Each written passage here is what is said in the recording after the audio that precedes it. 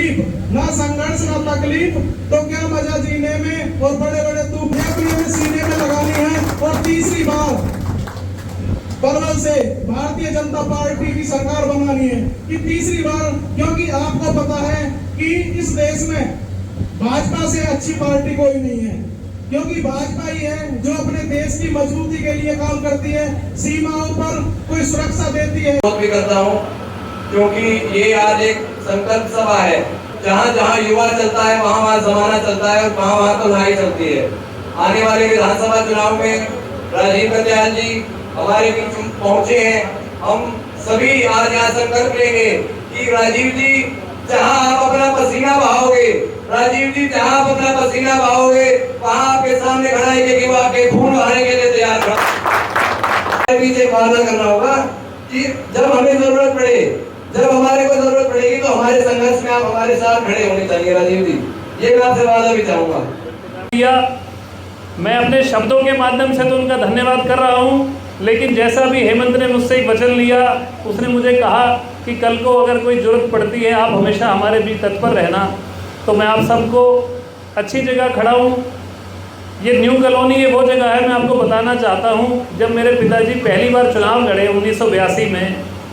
तो मेरे पिताजी मुझे बताते हैं पूरी न्यू कॉलोनी से सिर्फ 109 वोट उनके खिलाफ गई थी। उसके बाद 1987 में जब वो मंत्री बने, उस समय वोट काफ़ी बढ़ गई थी, तो पूरी कॉलोनी से 200 वोट उनके खिलाफ थी। तो मैं बताना चाहता हूँ, मैं ऐसी न्यू कॉलोनी में बैठा हूँ और मेरी पूरी कोशिश रहेगी जो बात मैं करूँ अपनी अंतरात्मा की आवाज़ से करूँ। नेताओं की तरह ठीक है, नेता जनता की भलाई के भी बहुत काम करते हैं, लेकिन कुछ ना कुछ वादे ऐसे भी कर जाते हैं कि जो पूरे नहीं किए जाते। लेकिन मैं आप सबके बीच, मेरी माताएं बैठी हैं, मैं आप सबको आश्वासन देता हूं, जैसा मेरे भाई हेमंत ने कहा कि जब भी किसी को कोई आवश्यकता रहेगी, मैं अपनी क्षमता के अनुरूप आपके बीच हमेशा तत्पर और उपस्थित रहूँगा। यह बात ठीक है, आज मैं भारतीय जनता पार्टी में ज़िले का उपाध्यक्ष हूँ, उस हैसियत से जो मैं कर सकता हूँ उसके लिए मैं आज भी हाजिर हूँ। लेकिन साथियों, बुजुर्गों, ये बात मैं आपको बताना चाहता हूँ, जब कोई व्यक्ति समाज सेवा के क्षेत्र में आता है, तो जब उसको कुछ समाज के अच्छे कार्य करने होते हैं, तो निश्चित रूप से जब वो सरकार में भागीदार होता है, तो वो सरकार में रहते हुए ज़्यादा प्रभावी रूप से सेवा कर सकता है। इसीलिए इस सोच के साथ मैंने भी आप सब लोगों से बीच आकर समर्थन मांगने का सोचा कि अब अक्टूबर माह में तकरीबन 2-2.5 महीने बाद चुनाव होने जा रहे हैं हरियाणा विधानसभा के। जिस प्रकार आपने मेरे पिताजी को हमेशा साथ दिया, उनका प्यार दिया उनको, और उनको ताकत मिली, तो जैसा भी हेमंत ने भी बताया कि कॉलोनी में एक स्कूल बना था उस समय जब मेरे पिताजी ने बनवाया था, यहाँ प्राइमरी स्टार्ट कराया था। पूरे पलवल में उस समय नगर परिषद भंग हुई थी, तो जितने भी कार्य सारे पेंडिंग पड़े थे, चाहे वो सारे सीवर लाइनें डलनी थी पलवल में, सारी की सारी पलवल की सीवर लाइन जब स्टार्ट कराई मेरे पिताजी ने। हमारे देवी दयाल मक्कड़ जी,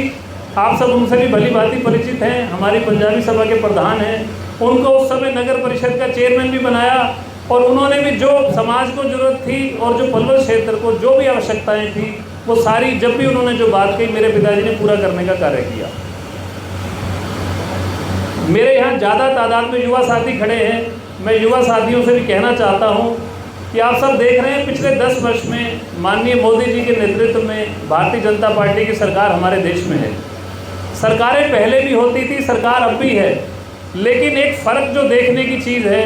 आज जो भारत का सम्मान विश्व समुदाय में बढ़ा, माननीय मोदी जी के आने के बाद आज G20 का भी जो एक सम्मेलन हुआ, उसमें सारे जो विश्व के बड़े बड़े 20 देश थे,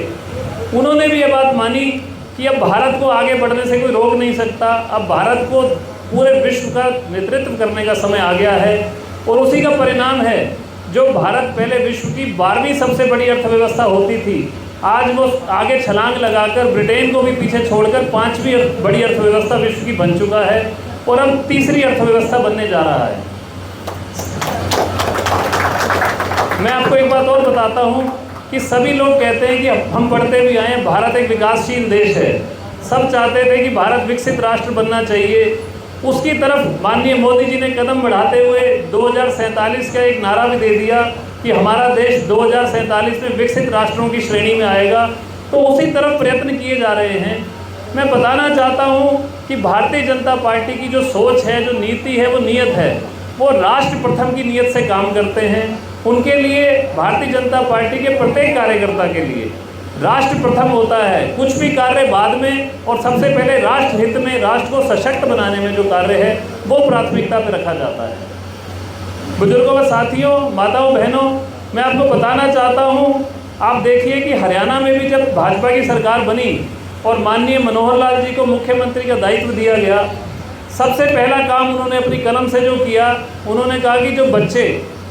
नेताओं की चौखटों पर बेचारे धक्के खाते रहते हैं नौकरी के लिए, रोजगार के लिए, सबसे पहला कार्य उन्होंने करा कि कोई बिना पर्ची व बिना खर्ची के रोजगार दिया जाएगा। जो व्यक्ति योग्य होगा, जिस बालक में योग्यता होगी, जो पढ़ाई करके टेस्ट क्लियर करेगा, उसको रोजगार दिया जाएगा और किसी को भी सिफारिश से रोजगार नहीं मिलेगा। आज उसी का परिणाम है कि आप देखें कि बच्चे कितनी तत्परता से पढ़ने में लगे हुए हैं। खाली उन्होंने यही नहीं किया कि बच्चे योग्यता से लगें, बच्चों की योग्यता बढ़ाने के लिए आप देखें स्किल यूनिवर्सिटी दुधौला में खोली गई, वो भी भारतीय जनता पार्टी के कार्यकाल में हुई। तो बुजुर्गों साथियों, मैं आपको बताना चाहता हूँ, ऐसे अनेक काम थे। माताएं जो हमारी 65-60 वर्ष से ऊपर हैं या हमारे जो बुजुर्ग हैं, उनको पेंशन देने की जो व्यवस्था शुरू हुई थी, जब भारतीय जनता पार्टी की सरकार आई तो मात्र 1000 रुपये पेंशन मिला करती थी, आज वो बढ़कर 3000 रुपये हो चुकी है। मेरा कहने का अभिप्राय है कि समाज के प्रत्येक वर्ग के लिए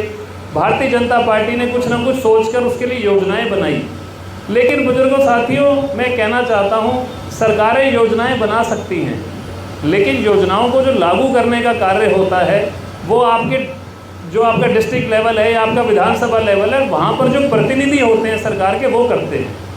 हमारे जो प्रतिनिधि हैं, दीपक मंगला जी हैं, उन्होंने भी अच्छा कार्य किया, अपनी क्षमताओं के अनुरूप उन्होंने भी बहुत कार्य किए। लेकिन मैं कहना चाहता हूँ, हर व्यक्ति की अपनी क्षमता होती है और भारतीय जनता पार्टी में तो लोकतंत्र है। यहाँ पर तो ये कहा जाता है कि पंक्ति में अगर कोई लास्ट में भी व्यक्ति खड़ा है, कल को वो स्टेज पर बैठ सकता है और स्टेज वाला व्यक्ति पीछे जा सकता है। तो यहाँ प्रतिस्पर्धा योग्यता की है, प्रतिस्पर्धा समाज की सेवा करने की है। इसीलिए मैं जब 1982 में मेरे पिताजी ने पहला चुनाव लड़ा था तो मैं मात्र 2 वर्ष का था।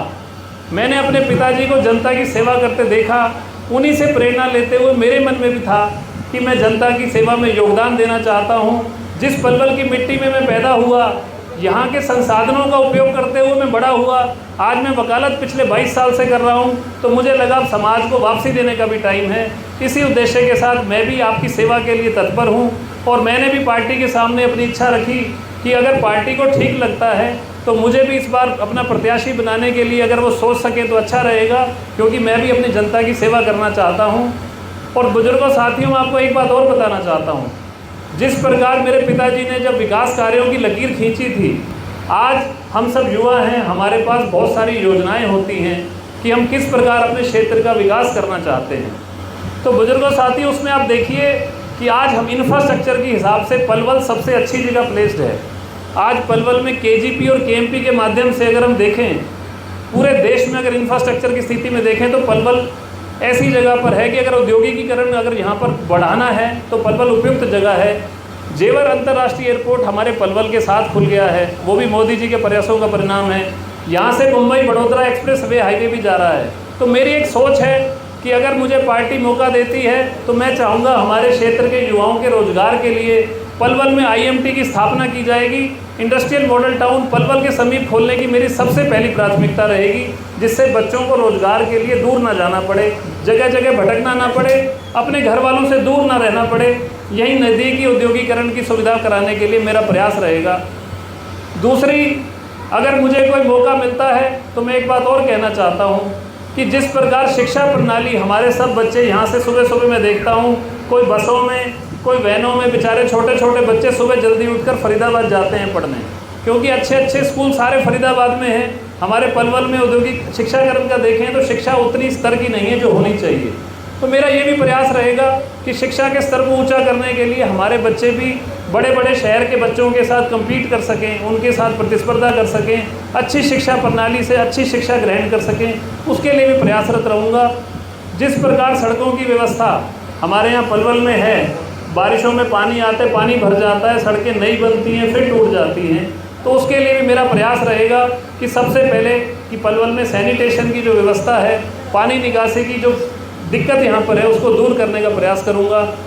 बहुत सी ऐसी योजनाएं हैं मेरे दिमाग में जिनको मैं अमली जामा पहनाना चाहता हूँ, लेकिन वो सब आप सबके समर्थन व आप सबके साथ से, आपके प्यार से संभव है। मैं आज आप सब ने इतना मुझे बुलाकर जो मान सम्मान दिया, इतना मेरे को फूल मालाओं के द्वारा मेरे बड़े लोगों ने, मेरे बुजुर्गों ने भी मुझे अपना आशीर्वाद दिया, तो मैं आप सबके बीच एक बार ये पुनः कहना चाहता हूँ कि जो मौका मुझे मिलेगा आपकी सेवा में हर समय तत्पर रहूँगा। किसी के बारे में आक्षेप नहीं करना चाहता, क्योंकि पिछले 25 वर्ष में हमने देखा किस प्रकार कांग्रेस पार्टी के नेता यहाँ पर लगातार उनको सेवा का मौका मिला, लेकिन उन्होंने पलवल को कितना आगे बढ़ाने की बजाय पीछे किया। तो मैं तो अपनी तरफ से लंबी लकीर खींचकर एक मिसाल साबित करना चाहता हूँ इन्हीं शब्दों के साथ कि आप सब यहाँ आए। मेरे को ये भी पीछे से इशारा हो रहा था कि बड़ी गर्मी है, काफ़ी देर से लोग यहाँ बैठे हैं, तो इसलिए मैं ज़्यादा बात ना करते हुए थोड़े में ज़्यादा कहने की, गागर में सागर भरने की बात करते हुए कहता हूँ, आप सब मुझे अपना आशीर्वाद दें, मुझे आगे बढ़ाएं। टिकट देना पार्टी का काम है, लेकिन आपकी जो दुआएं, आपका आशीर्वाद जो है वो सब, आपकी जो चर्चा है वो पार्टी को भी अपने आप संदेश दे देगा कि पलवल के लोग, पलवल की माताएं बहनें राजीव कत्याल को अपना प्रतिनिधि चाहती हैं, और जो आपके दिल की इच्छा है, जो मुराद है, वो ज़रूर पूरी होगी। और फिर एक बार पुनः आपके बीच दोबारा आऊँगा जब टिकट मिल जाएगी, और आप सबके बीच पुनः एक बार समर्थन मांगने आऊँगा। आज सभी युवा साथियों ने जो मेरा जोश इतना बढ़ाया, जो इतनी देर से इंतज़ार भी कर रहे थे, और जो सभी युवा साथी मेरे साथ कंधे से कंधा मिलाकर चलते हैं, उन सब का भी मैं बहुत दिल की गहराइयों से धन्यवाद करता हूं। और मैं साथियों से कहना चाहता हूं कि मेरे प्राण का अगर एक एक रक्त का कोई भी कतरा होगा, मैं तो एक वकील हूं, बहुत सारी कंपनियों की तरफ से वकालत करता हूं। भगवान ने मेरे को बहुत कुछ दिया, लेकिन मेरा जो आज के बाद का जीवन है वो सब आप सबकी सेवा में रहेगा। अपने युवा साथियों को कैसे सक्षम बनाऊँ, कैसे उनको पैरों पर खड़ा करने में मदद करूँ। खाली मैं ये बात कहने के लिए नहीं कर रहा, मेरे पिताजी को सबने देखा कि पलवल के इतिहास में अगर रोजगार दिलवाने में अगर किसी व्यक्ति ने सबसे ज़्यादा सहायता युवाओं की करी तो वो सुभाष कत्याल है। आज भी पलवल में उनको एमएलए से हटे हुए बहुत साल हो गए, उनके बाद बहुत सारे लोग बने। आज मैं कहता हूँ उन सब ने इकट्ठे प्रयास करके जितना रोजगार लगवाया और मेरे पिताजी ने अकेले 4 साल की अवधि में लगवाया, वो बराबर होगा। तो इस विश्वास के साथ, इस अपने पिताजी को कार्य करते जो देखा, उस प्रेरणा को लेते हुए मैं आप सबके बीच एक बार पुनः बहुत धन्यवाद करता हुआ अपना स्थान लूँगा, और इस उम्मीद के साथ कि आपका साथ, आपका विश्वास मेरे पे बना रहेगा। आप सब जहाँ आए, बहुत टाइम निकाला सबने, आप सबका बहुत बहुत बहुत बहुत धन्यवाद।